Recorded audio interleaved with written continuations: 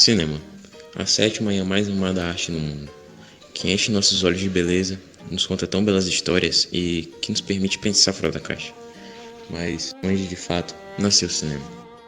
Definido como uma linguagem marcada pela imagem em movimento, o cinema traduz a questão essencial dessa arte, o fato de pertencer à modernidade, ou seja, ao processo histórico profundamente relacionado à aceleração das experiências humanas sobre o tempo. A humanidade sempre precisou registrar movimento, seja em pinturas, em projeções ou em esculturas. Essa necessidade levou à criação da câmara escura no século XV como um método de auxílio para esboçar pinturas. Mal sabiam eles que esse seria o início do cinema. Sendo uma das mais responsáveis pela invenção da fotografia e, consequentemente, do cinema, a câmara escura é uma mistura de invenções e características ópticas que estavam sendo observadas desde aproximadamente 350 anos antes de Cristo. Giovanni Battista della Porta, cientista napolitano, publicou em 1558 uma descrição detalhada da câmara e de seus usos. Leonardo da Vinci chegou a descrever a câmara escura em seu caderno de notas, mas este só foi publicado em 1797. A câmara escura é essencialmente uma espécie de quarto fechado e escuro, com um orifício que permite a entrada de raios de luz, que, por suas características físicas, permitiam que o ambiente do lado de fora do compartimento pudesse ser projetado de forma invertida em uma de suas paredes. A câmara escura foi de extrema importância para o surgimento da câmara fotográfica, já que foi vendo a necessidade de mais praticidade que em 1839 Louis Jacques criou a primeira câmara, a qual tinha a presença de um rolo de filme fotográfico, que continha cristais que davam forma à luz e assim criavam a imagem. Ela só passou a ser popular por volta de 1888, com o surgimento da marca Kodak. O cinema começou a de fato surgir com a invenção da lanterna mágica no século XVII. Esta era a primeira versão do que futuramente iria ser conhecida como retroprojetor.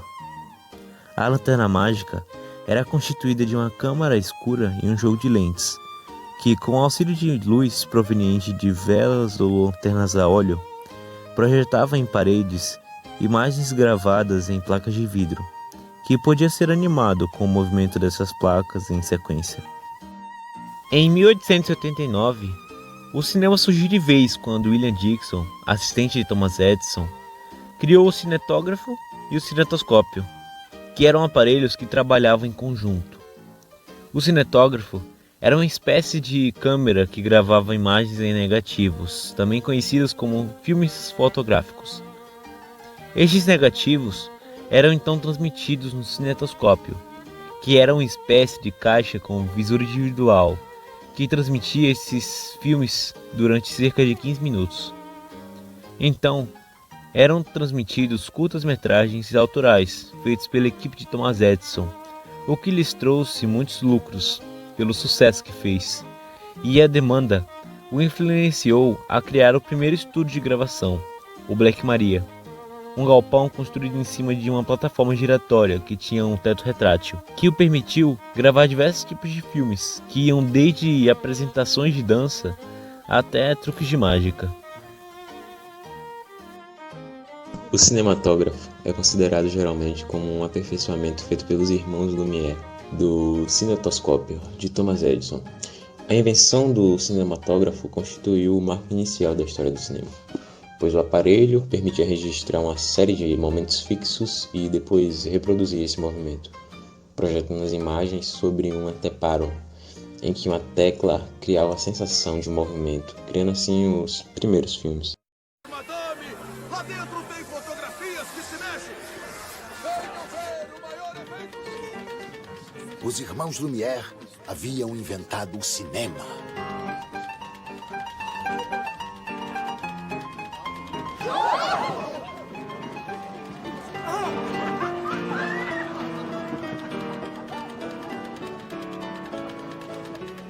Eu me apaixonei pela invenção deles. Como eu poderia não fazer parte daquilo? Parecia um novo tipo de mágica. Por volta de 1905, após o sucesso que o cinema fazia, os irmãos Lumière decidiram seguir suas pesquisas em diferentes âmbitos e acabaram por inventar o sistema autocromo, que era uma espécie de método para se ter fotografias coloridas. Este consistia em uma chapa de vidro coberta por uma camada bem fina de minúsculos grãos coloridos, que eram sobrepostos a uma fotografia preta e branca. Esta chapa sofria uma série de tratamentos e processos para que, ao final da revelação da foto, fosse criada uma ilusão de cor quando observada a certa distância. Assim, em 1907, os irmãos deram início ao mercado das fotografias em cores. Os irmãos Lumière, que acabavam de inventar o cinema, sem querer deram uma ideia a Georges Méliès, que viu no cinematógrafo uma boa maneira de mostrar sua arte.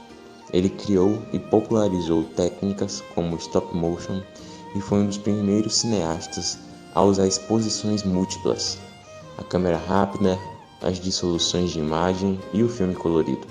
Ele também foi um pioneiro no uso dos storyboards. Dessa maneira, ele ganhou o título de mágico do cinema. A sua obra mais famosa foi A Ida à Lua, onde ele fez o uso de diversas técnicas que são usadas até hoje. Nós vendemos o teatro e tudo que tínhamos para comprarmos o nosso estúdio de cinema. Excelente. Desculpe, câmera, tudo pronto?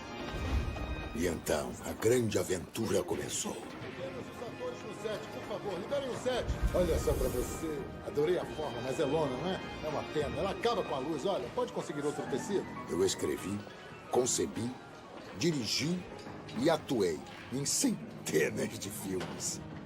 Estou pronto.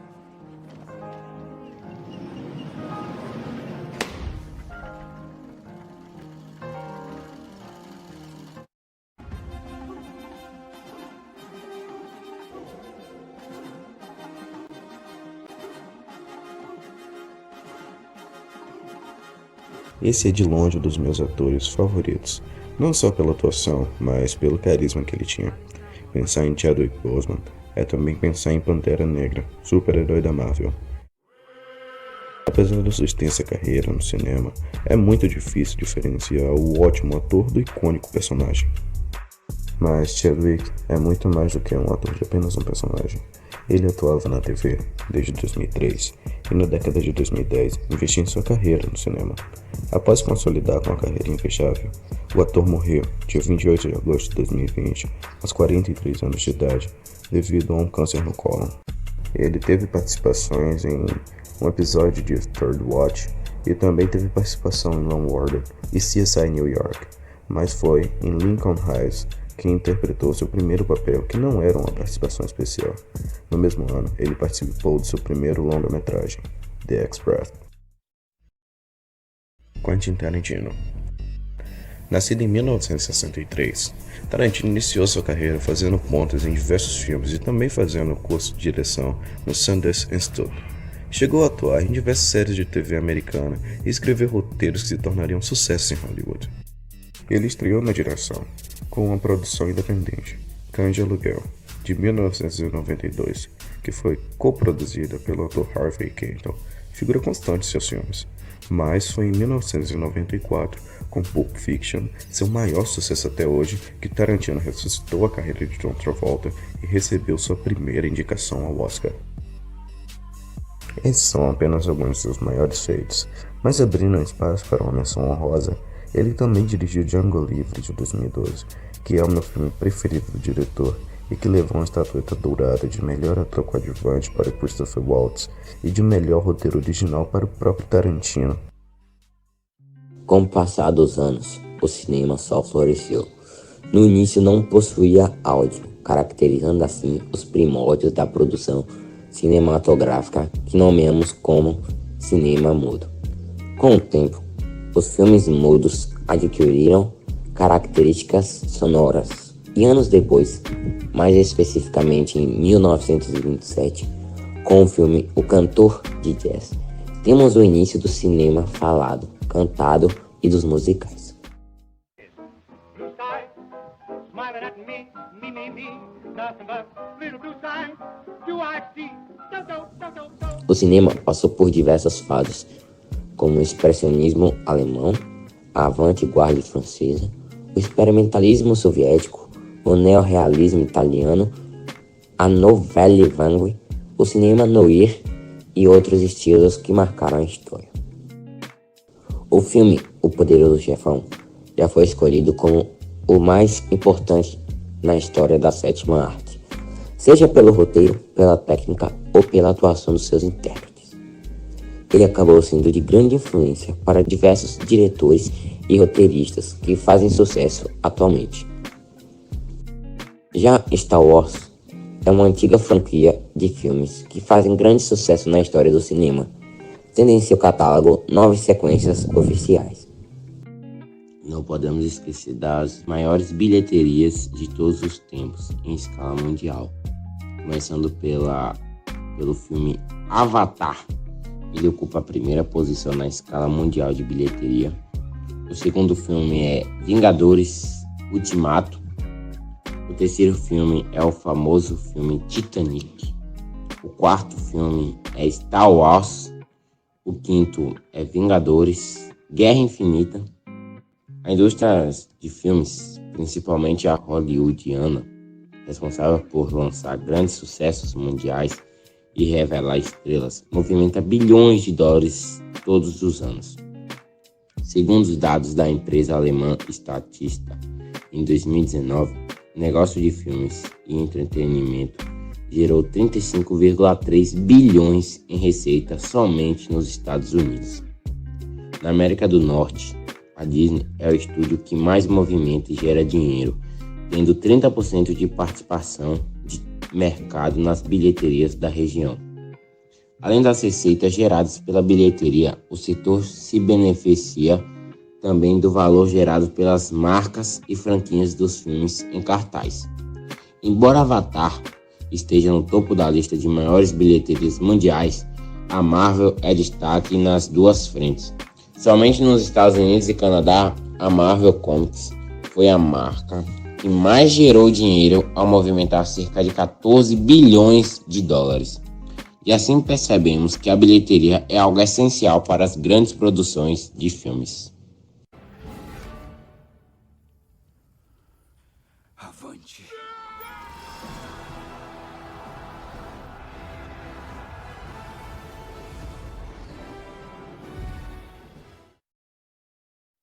Ah, oi.